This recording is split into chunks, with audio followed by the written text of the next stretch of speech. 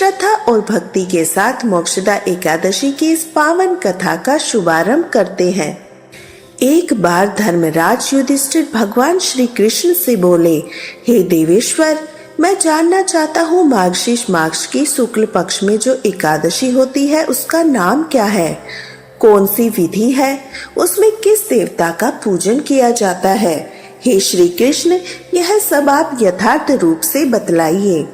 तब श्री कृष्ण भगवान ने कहा, राजन, मार्गशीर्ष मास के कृष्ण पक्ष में उत्पन्ना एकादशी होती है जिसका वर्णन तुम्हारे समक्ष कर दिया है। अब मैं शुक्ल पक्ष की एकादशी का भी वर्णन करूंगा जिसके श्रवण मात्र से वाजपेय यज्ञ का फल प्राप्त होता है। उसका नाम है मोक्षदा एकादशी, जो समस्त पापों का अपहरण करने वाली है। राजन, उस दिन यत्न पूर्वक तुलसी की मंजरी और धूप दीप आदि से भगवान दामोदर का पूजन करना चाहिए। पूर्वोक्त विधि से ही दशमी और एकादशी के नियमों का पालन करना उचित रहता है। मोक्षदा एकादशी बड़े बड़े पापों का नाशक मानी जाती है। उस दिन रात्रि में प्रसन्नता के लिए नृत्य गीत और स्तुति के साथ जागरण करना चाहिए। जिसके पितर पाप वश नीच योनि में पड़े हों, वे इसका पुण्यदान करने से मोक्ष को प्राप्त होते हैं, इसमें तनिक भी संदेह नहीं है। पूर्व की बात है, वैष्णव से विभूषित परम रमणीय चंपक नगरी में वैखानस नामक राजा रहा करते थे। वे अपनी प्रजा का पुत्र की तरह पालन करते थे। इस प्रकार राजा राज्य करते हुए राजा ने एक दिन रात को स्वप्न में अपने पितरों को नीच योनि में पड़ा हुआ देखा। उन सबको इस अवस्था में देखकर राजा के मन में बड़ा विस्मय हुआ। प्रातःकाल ब्राह्मणों से उसने उस स्वप्न का सारा हाल कह सुनाया। राजा बोले, ब्राह्मणों, मैंने अपने पितरों को नरक में गिरा दिया है। वे बारंबार रोते हुए मुझसे कह रहे थे, तुम हमारे तनुज हो, इसलिए इस नरक समुद्र से हम सबका उद्धार करो। द्विजवरों, इस रूप में मुझे मेरे पितर के दर्शन हुए हैं। इससे अब मुझे चैन नहीं मिलता। क्या करूं, कहाँ जाऊं? मेरा हृदय रंधा जा रहा है। द्विजोत्तम, वह व्रत, वह तप, वह योग जिससे मेरे पूर्वज तत्काल नरक से मुक्ति पा जाए, बताने की कृपा करें। मुझ बलवान साहसी पुत्र के जीते जी मेरे माता पिता घोर नरक में पड़े हुए हैं, अतः ऐसे पुत्र से क्या लाभ है। तब ब्राह्मण बोले, राजन, यहाँ से निकट ही पर्वत मुनि का महान आश्रम है। वे भूत और भविष्य के ज्ञाता है, आप उन्हीं के पास चले जाइए। तब ब्राह्मणों की बात सुनकर महाराज वैखानस शीघ्र ही पर्वत मुनि के आश्रम पर गए। वहां उन मुनि श्रेष्ठ को देखकर उन्होंने दंडवत प्रणाम करके मुनि के चरणों को स्पर्श किया। मुनि ने भी राजा से राज्य की कुशलता की पूछी। तभी राजा बोले, स्वामी, आपकी कृपा से मेरे राज्य के 7 अंक सकुशल है, किंतु मैंने स्वप्न में देखा है मेरे पितर नरक में पड़े हुए हैं। अतः बतलाइए किस पुण्य के प्रभाव से उनका वहां से छुटकारा होगा। राजा की यह बातें सुनकर मुनि श्रेष्ठ पर्वत एक मुहूर्त तक ध्यान मग्न रहे। इसके बाद वे राजा से बोले, महाराज, मार्गशीर्ष मास के शुक्ल पक्ष में जो मोक्षदा नामक एकादशी होती है, तुम सब लोग उसका व्रत करो। उसका पुण्य अपने पितरों को दे डालो। उस पुण्य के प्रभाव से उनका नरक से उद्धार हो जाएगा।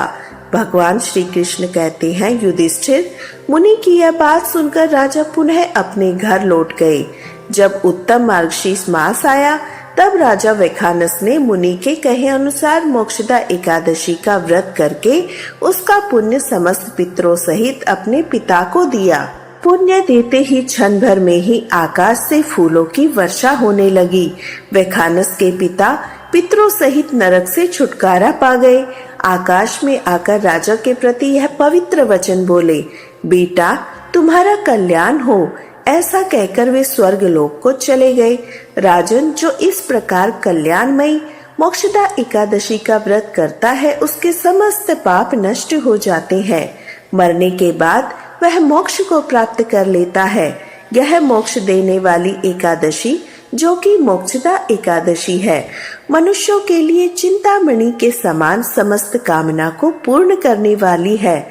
इस महात्म्य को पढ़ने और सुनने से वाजपेयी फल का यज्ञ प्राप्त होता है। तब धर्मराज युधिष्ठिर ने भी भगवान श्री कृष्ण के बताए विधान के अनुसार इस पवित्र एकादशी का व्रत धारण किया, जिसके पुण्य प्रताप से उनके पितरों को भी मोक्ष की प्राप्ति हुई। अतः धर्मराज युधिष्ठिर भी स्वर्ग लोक को प्राप्त हुए। मोक्षदा एकादशी के दिन ही भगवान श्री कृष्ण ने अर्जुन को गीता का उपदेश दिया था, इसलिए इस दिन को गीता जयंती के रूप में भी मनाया जाता है।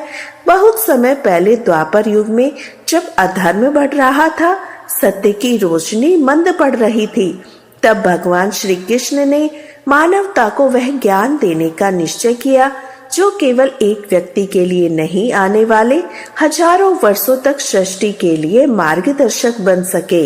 यह वही ज्ञान है जिसे हम आज श्रीमद् भागवत गीता के नाम से जानते हैं। जिस दिन यह दिव्य ज्ञान अर्जुन को प्रदान किया गया, वही दिन गीता जयंती कहलाता है।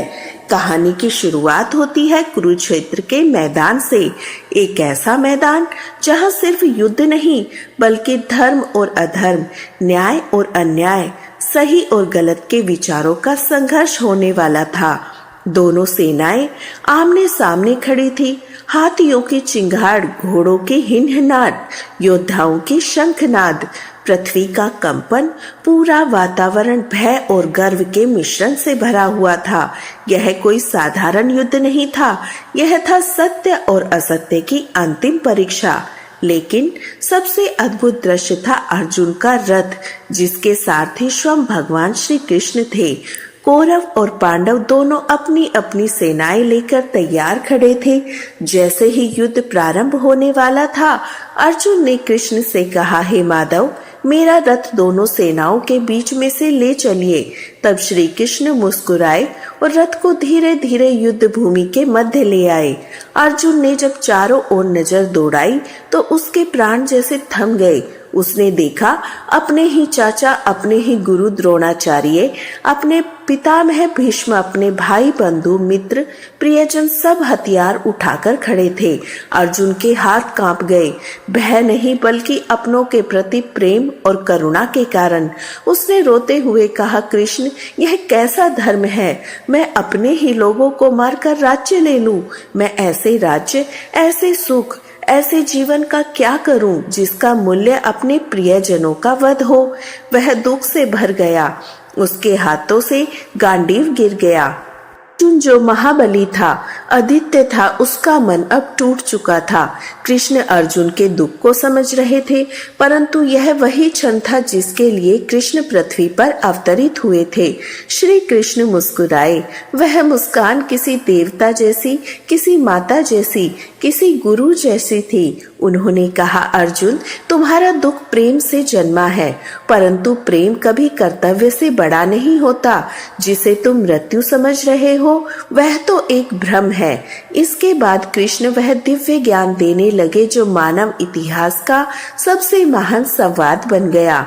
भगवान श्री कृष्ण ने अर्जुन को उपदेश देते हुए कहा, अर्जुन, आत्मा न कभी जन्म लेती है न कभी मरती है। शरीर बदलता है पर आत्मा अजर और अमर है। जो मरा नहीं है उसके लिए शोक कैसा?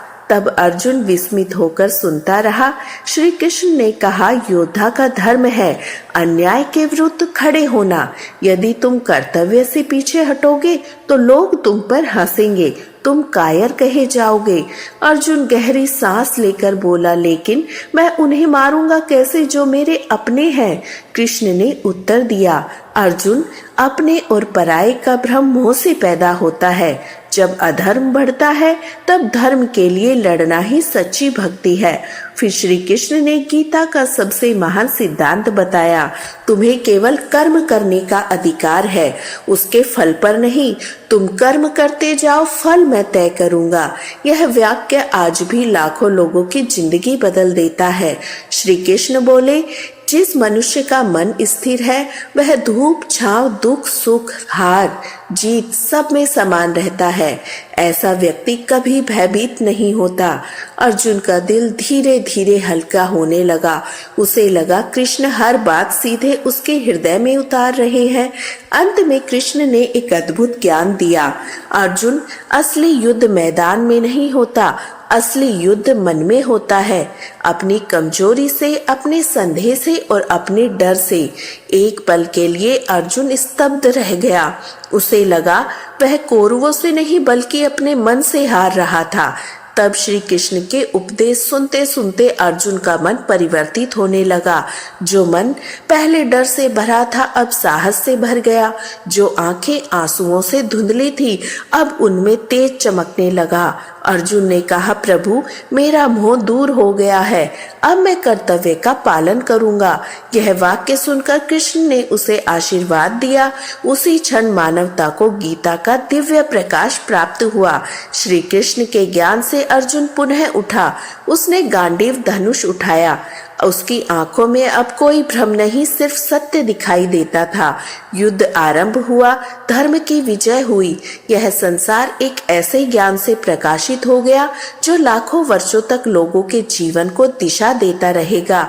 इस प्रकार गीता जयंती का यह पर्व हमें सिखाता है, जीवन में समस्या कभी बड़ी नहीं होती, हमारे विचार बड़े हो जाते हैं। सफलता का फल भगवान पर छोड़ दो और कर्म सही करते रहो। मन को जीतने वाला ही सच्चा विजेता होता है। कर्तव्य से भागना ही असली हार है। डर, संदेह, मोह मनुष्य के सबसे बड़े शत्रु है। गीता एक किताब नहीं बल्कि जीवन जीने की एक कला है। कुरुक्षेत्र का युद्ध तो हजारों साल पहले हुआ, पर आज भी हर इंसान अपने जीवन में युद्ध लड़ रहा है। किसी का युद्ध गरीबी से, किसी का तनाव से, किसी का असफलता से, किसी का रिश्तों से, किसी का अपने ही मन से।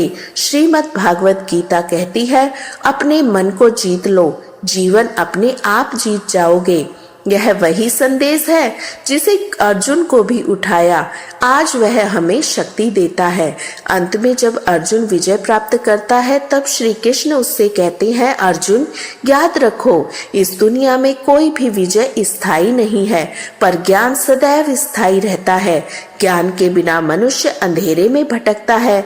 गीता वही प्रकाश है जो हर युग, हर काल, हर परिस्थिति में मार्ग दिखाती है। यही कारण है गीता को स्वर्गीय ग्रंथ नहीं बल्कि जीवन का मार्गदर्शक कहा जाता है। कहा जाता है जब भगवान श्री कृष्ण गीता का उपदेश दे रहे थे तब समय रुक गया। जिस घर में श्रीमद् भागवत गीता का नित्य पाठ होता है उस घर में भगवान श्री कृष्ण का वास माना जाता है। ऐसा व्यक्ति कभी भी अपने पद से भ्रष्ट नहीं होता। तो यह थी आज की कथा और हमारी जानकारी।